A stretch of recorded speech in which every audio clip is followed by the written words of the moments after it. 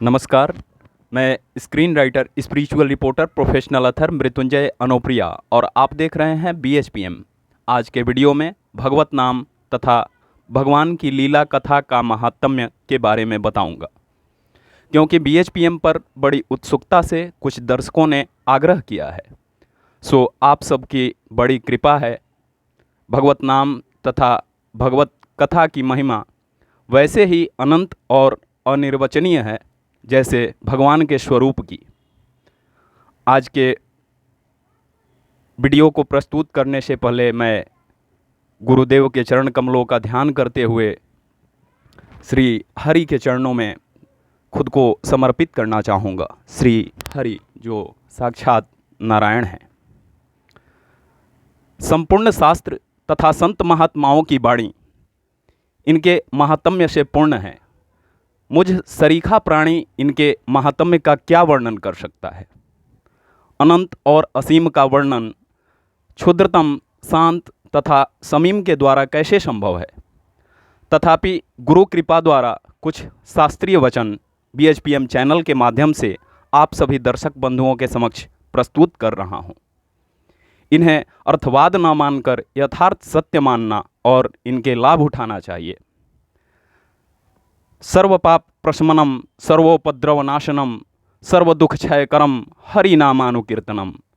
ब्रह्मवैवर्त पुराण से लिया गया यह श्लोक, इसका अर्थ ये है कि श्री हरि नाम संकीर्तन समस्त पापों का नाश करने वाला, समस्त उपद्रवों को शांत करने वाला और सारे दुखों को दूर करने वाला है।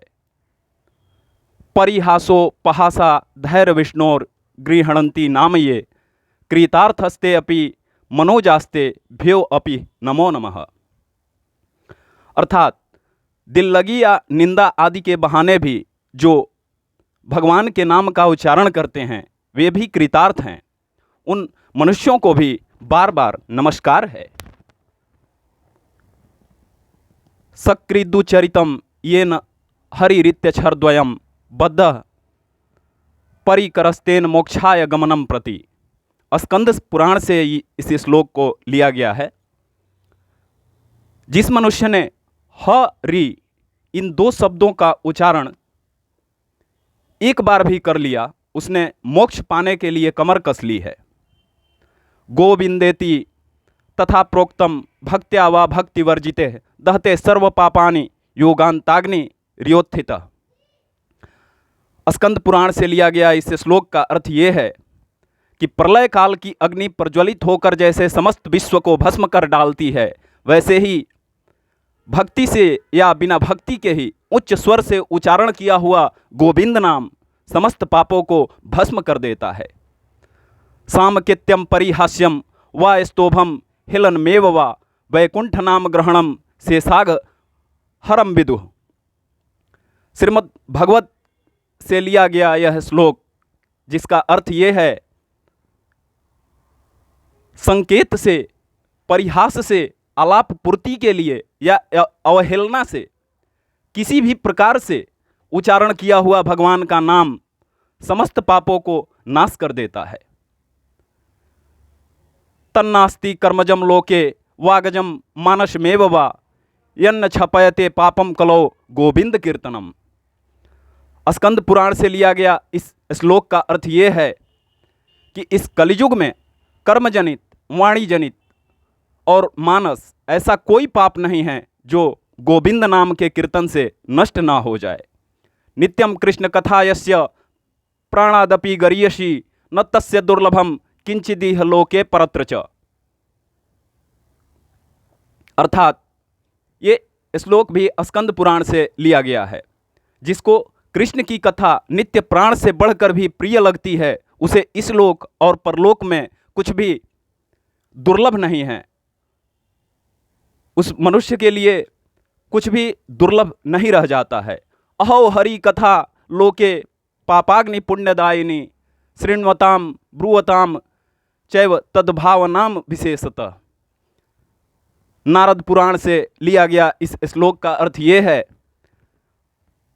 अहो इस जगत में हरि कथा सुनने तथा कहने वाले मनुष्यों के समस्त पापों का नाश हो जाता है और उन्हें पुण्यों की प्राप्ति होती है। तेसाम छिड़म महत पापम वर्षकोटि सदोद्भवम विप्रेंद्र नास्ति संदेहो, ये श्रीणवंती हरह कथा। स्कंद पुराण से लिया गया इस श्लोक का अर्थ ये है, ब्रह्मा जी कहते हैं, हे विप्रश्रेष्ठ, जो हरि कथा का श्रवण करते हैं उनके 100 करोड़ वर्षों में किए हुए महापाप भी नष्ट हो जाते हैं, इसमें तनिक भी संदेह नहीं है। नूनम दैवेन विहता ये चाच्युत कथा सुधाम हित्वा श्रीणवंत्य सगदाथा पुरीसमीव बिडभुज। श्रीमद् भगवत गीता से इस श्लोक को लिया गया है। इसका अर्थ ये है कि विष्टा खाने वाला सुअर जैसे सुमिष्ट खाद्य को छोड़कर विष्टा खाता है, वैसे ही जो भगवान अच्युत की कथा सुधा का त्याग करके असत गाथाओं विषय वार्ताओं को सुनते हैं, वे दैव के द्वारा मारे जा चुके हैं।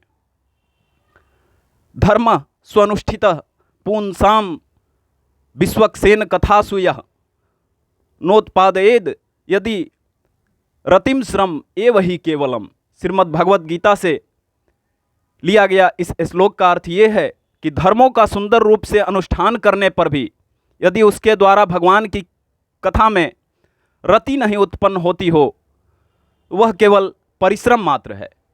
मत्कथा वाचकम नित्यम मत्कथा श्रवणे रतम मत्कथा प्रीत मनसम नाहम त्यक्षयामि तम नरम।